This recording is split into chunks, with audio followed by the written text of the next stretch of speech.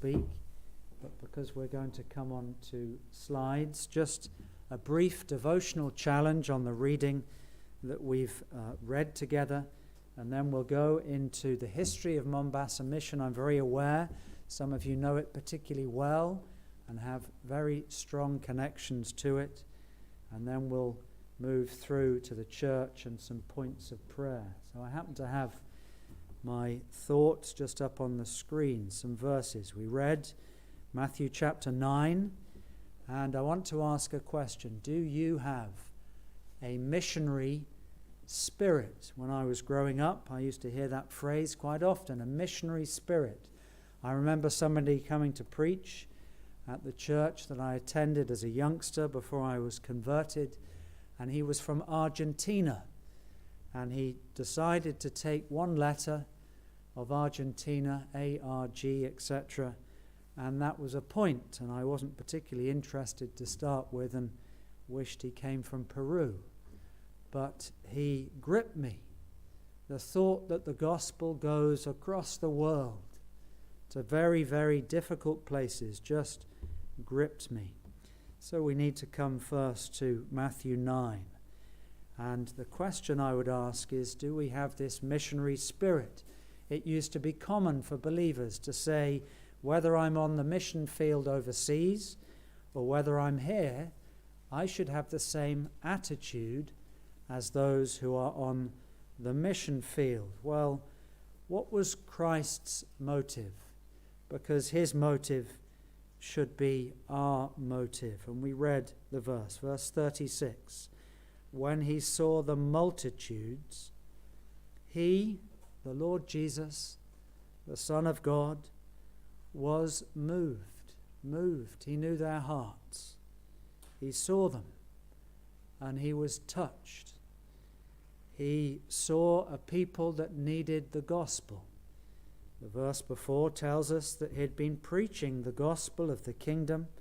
He'd been going about authenticating his work, demonstrating that he was the Son of God by healing everyone that he met, every sickness, every disease among the people. But he sees them and he views them spiritually. Of course he did. They were as scattered sheep. He had a heart. So what was his motive? His motive was that they needed to be brought into the fold. They needed a shepherd. They needed one to care for them. Well, do we have that same attitude? Do we see people? I don't mean look at them outwardly. We have such a temptation to do that. Weigh people up, look at what they're wearing. No, he looked at the heart. And he saw that there were lambs here that needed to be gathered. The Lord's people, the elect, who were to be called out. He had a motive, and he is our pattern in all things. The Apostle Paul says in Ephesians 4:20, ye have not so learned Christ. Everything Christ did, we learn from. This isn't just for the disciples. I can come on to prove that shortly. This is for all of us. He had a heart, he had a motive, so we must have a heart moved with compassion. We are to see people as lost souls, and we're to do what we can, where we are, when we can, with what resources we have, and that's what the Lord did. We should follow him. But there's a second point here. Verse 37, he said to his disciples, the harvest truly is plenteous, but the laborers are few. Of course, he knew what work there was to be done. He knew that the early church would be established. He knew that many individual local churches would be established, but he only had a small band. And that's often the case, isn't it? Even in big churches, it's the faithful few who are the ones that go out, the ones that witness, the ones that teach.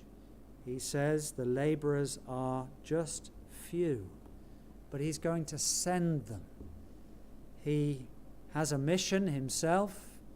He has a set time. He knows he's got 3 years. And in that time, he's got to teach, he's got to proclaim the gospel, he's got to prove his divinity.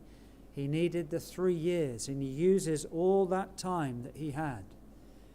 One of our friends in Baldock, in Bedford, just on Monday this week, a Romanian man, he had the opportunity to go to the Ukraine and to preach to Romanians 2 Lord's Days in a row in Ukraine. And this was quite near the front line. And he said to us something that stayed in my mind. He said, money was immaterial. Houses didn't matter. Possessions didn't matter. There was only one thing that mattered. Were you the right side of the line? Were you in a place of safety? You'd give anything to get to safety. And he said it had such a profound effect upon him that he's vowed that he will now do whatsoever he can with his life to promote the gospel. The harvest truly is plenteous, but the laborers are few. The Lord was calling the people as he said this. He wanted more to go. He wanted more laborers to send them on this mission that was given to them. Well then, thirdly, we need the right mindset. The right mindset. We have a need of the right mindset. If you just turn to 1 John chapter 4, we see a lovely verse here that captures this thought. 1 John chapter 4.